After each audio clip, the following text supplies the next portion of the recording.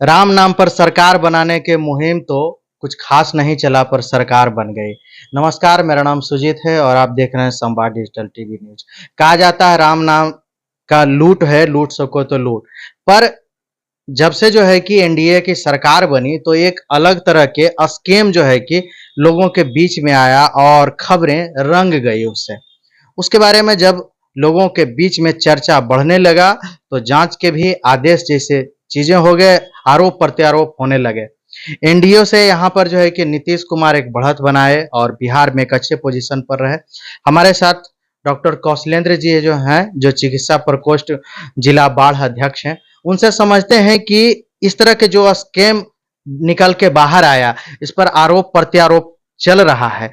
इसको देखते हुए क्या लग रहा है, क्या इस तरह से पहले वाले एनडीए सरकार रही या नीतीश कुमार के ईमानदार छवि से जो है कि यहाँ पर कुछ पॉजिटिव थिंकिंग लगेगा केंद्र सरकार को? देखिए, सबसे बड़ी आपको हम धन्यवाद देते हैं कि इस तरह का आप भावनाओं को जो छात्र में भी पूरे देश में 25 लाख विद्यार्थी ने नीट का एग्जाम दिया था और उसमें इस तरह से जो नीट बहुत बड़ा अपने आप में, जैसे सीबीआई संस्था, ईडी है, एक एक संस्था है जिस पर लोग विश्वास, जिस तरह से जितने भी माने देश में जो संस्था है संवैधानिक, उस पर लोगों को आस्था है, न्यायपालिका है उस पर आस्था, उस तरह नीट का एक अलग प्रधानता थी। 2016 में भारत में सबसे पहले नीट का आयोजन हुआ था और इस बार जो नीट का आयोजन हुआ उसमें धांधली हुआ और धांधली करने के मामले में जो आरोप हुआ, तो सही मैं केंद्र सरकार से इस पर मांग करता हूं कि कोई भी वैकेंसी आप लेते हैं, अभी हाल में भी देखें, कोई भी वैकेंसी हो चाहे केंद्र सरकार की या बिहार सरकार की, तो थोड़ा सा भी अनियमितता जहां दिखाई देता है तो सरकार तुरंत उसको पोस्टपोन कर देती है, रद्द कर देती है और फिर से उसको री रिक्रूटमेंट के लिए एप्लीकेशन डलवाती है। तो हम तो चाहते हैं कि देश में 25 लाख बच्चे जो नीट का एग्जाम दिए थे और इस तरह का धांधली हुआ, जो कि सोच नहीं सकते हैं कि भाई आपका 720 नंबर का है, एक नंबर कटता है तो 4 नंबर माइनस होता है, आखिर 718 आपको आ कैसे गया? 717 आपको आ कहां से रहा है? 709 आपको आ कैसे, जो कि नहीं आना चाहिए। दो और दो चार ना होगा, 5 कैसे आ जाएगा?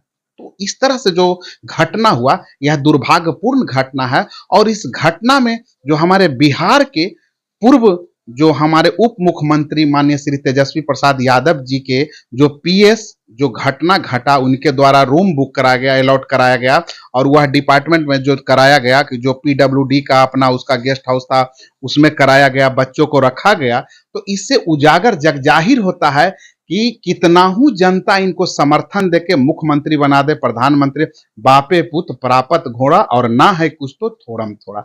लालू जी भी मुख्यमंत्री बने थे, सांसद रहे, मुख्यमंत्री बने तो इन्होंने 8,000 करोड़ का घोटाला किया। लोगों को लगा कि जब मुख्यमंत्री से हट गए तो अब सत्ता में जब इनको मिलेगा तो इस तरह की घटना को नहीं करें। फिर क्या हुआ? रेल में घोटाला, नौकरी देने में घोटाला, भर्ती घोटाला, कारखाना घोटाला, माने घोटाला करते गए और जिसके कारण है कि लालू जी आजीवन, कुछ देश का 2-3 मुख्यमंत्री हैं जो मुख्यमंत्री रहते हुए यह वोट देने का भी अधिकार इनका खत्म हो गया।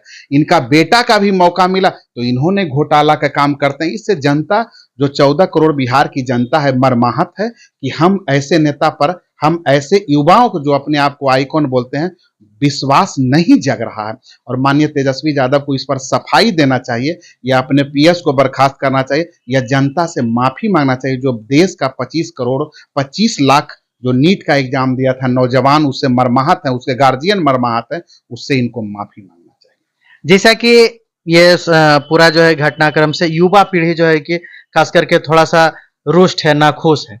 अभी भी जो है कि नीतीश कुमार लगातार नौकरियों के बौछार से कर दिए, तो क्या उसको खुश करने की प्रक्रिया है या तेजस्वी के जवाब है? वो कहते थे कि हम नौकरी देते हैं, हम नौकरी देते हैं, तो नीतीश कुमार जो नौकरियां इधर जो है कि पूरा बकेट में दे रहे हैं, पूरा लंबी चौड़ी, उसको लेकर क्या करें? नहीं, नीतीश जी तो 2015 में भी जब महागठबंधन की सरकार थी तो कहे थे कि हम 7 निश्चय लाएंगे और 7 निश्चय की तरह सरकार, नीतीश जी 17 महीने राष्ट्रीय जनता दल के साथ में वो सरकार चली गई, फिर इनके भी साथ रहा तो 7 निश्चय कहीं हिला डोला नहीं। तो 2020 में जब चुनाव हुआ था तब बोले थे कि 7 निश्चय पार्ट 2 लाएंगे और 10 करोड़ लोगों को रोजगार देने का काम करें। तो अभी तो समझ 10 लाख लोगों को रोजगार देने का हम काम करेंगे, तो अभी तो 4-5 लाख अभी हुआ है, काम रोजगार का हुआ है और तेजस्वी जी कहते हैं कि हम रोजगार दिए। जो शिक्षक का बहाली हुआ था 72 दिन में 2.25 लाख वैकेंसी जो अपॉइंटमेंट हुआ था, अब जोड़ लीजिए कि उनके मंत्री और उनके शिक्षा विभाग का जो पीए, मंत्री जी का जो पीए थे, के पाठक के डर से ऑफिस में भी जाते थे। 3 महीना दोनों ऑफिस में न गए और कहते हैं हम नौकरी दिए। अरे भाई, आप तो मुख्यमंत्री का स्टेपनी थे, स्टेपनी का कौन काम है? टायर पंक्चर होगा तो स्टेपनी चलेगा। नीतीश जी पंक्चर होने वाले हैं? चले गए और झूठ मूठ के कह रहे हैं कि नौकरी हम दिए, नौकरी नौकरी नीतीश जी दिए। और हर तरह सेक्टर में, अभी तो हेल्थ में निकला है, चाहे कारपोरेट की सेक्टर में हो, चाहे और सारा डिपार्टमेंट हो, बिहार पुलिस हो, चाहे कोई भी सेक्टर में बिहार में 10 लाख रोजगार 2025 का चुनाव से पहले देने का वादा किए, जो देकर पूरा करेंगे। एक के पाठक की बात हुई तो के पाठक से तो जो है कि क्या नीतीश कुमार भी डर रहे हैं? उसका जो है कि डिपार्टमेंटे चेंज कर देते हैं, जब भी कहीं पर वो स्थापित होने के रहते हैं उससे पहले उनका डिपार्टमेंट चेंज हो जाता है। नहीं, उनका थोड़ा सा था कि व्यक्तिगत, देखिए मती का लेकर कि थोड़ा हट योगी पदाधिकारी अपने समझते हैं कि हैं, तो थोड़ा बच्चे का गर्मी का मौसम था, उसमें डीएम से आदेश लीजिए, ये करिए वो करिए, तो उसमें थोड़ा सा उसमें क्या हुआ कि जो विवाद हो गया, तो विवाद हो जाने से एक जगह से दूसरे जगह लोग चलिए कि आप यहाँ का, लेकिन काम करने वाले पदाधिकारी तो हैं, ईमानदार पदाधिकारी तो हैं, सरकार की योजनाओं को महत्व देने वाला पदाधिकारी है। ऐसा अफसर तो बिहार में बहुत कम है।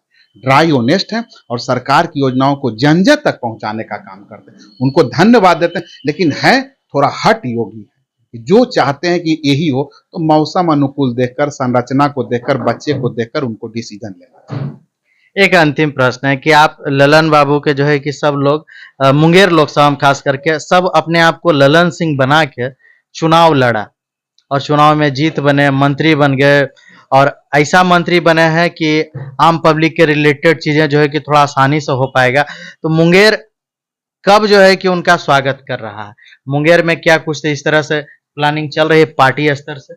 देखिए, आपने कहा कि बिहार में मुंगेर में जो चुनाव हुआ, पूरे देश की निगाहें मुंगेर पर थी, क्योंकि माननीय सांसद ललन बाबू जो हैं एक साधारण सांसद हैं, पार्टी का वरिष्ठ नेता है। और अभी जान लीजिए कि एक साधारण सांसद को आप चुनते तो एक साल में 5 करोड़ रुपया फंड सांसद को मिलता है, तो 5 साल में 25 करोड़ रुपया फंड मिला। ललन बाबू अभी कितना का, एक मेडिकल कॉलेज बिहार में 2 आया तो मुंगेर में स्थापना की। दूसरा और क्या है कि ललन बाबू मानकर सब कार्यकर्ता इसलिए चलते हैं, जब भगवान राम चले थे लंका पर चढ़ाई की, तो जितने भी बांदर सेना सब अपने आप को राम मानकर चल रहा था कि हम ही राम है और रावण को मारेंगे। तो यहाँ जो लड़ाई था, देख रहे हैं कि सामने कौन प्रत्याशी था, और ललन बाबू में कार्यकर्ताओं को इतना प्यार समर्पण देते हैं, कार्यकर्ताओं को, भावनाओं को सम्मान कर, कि हर व्यक्ति अपने आप को ललन बाबू मान रहा था। और राजनीतिक में कहावत कि जब एक राजनेता, जो सांसद हो, विधायक हो या नेता, अपने आप को जन नेता हो जाता है, तो वह बहुत लोकप्रिय हो जाता है। हर व्यक्ति लगता है यह मेरा है, यह मेरा है। तो बिहार में अगर 40 को सांसद है, तो मुंगेर का जो सांसद ललन बाबू रियली में जन नेता है, जन नायक है। जी बहुत बहुत धन्यवाद। जिस तरह से राजनीतिक उथल पुथल करते रहता है, संवाद न्यूज की नजर उस पर लगातार बनी रहती है। आगे और भी होंगे खबरें और भी होगा संवाद। अभी तक इतना ही, धन्यवाद।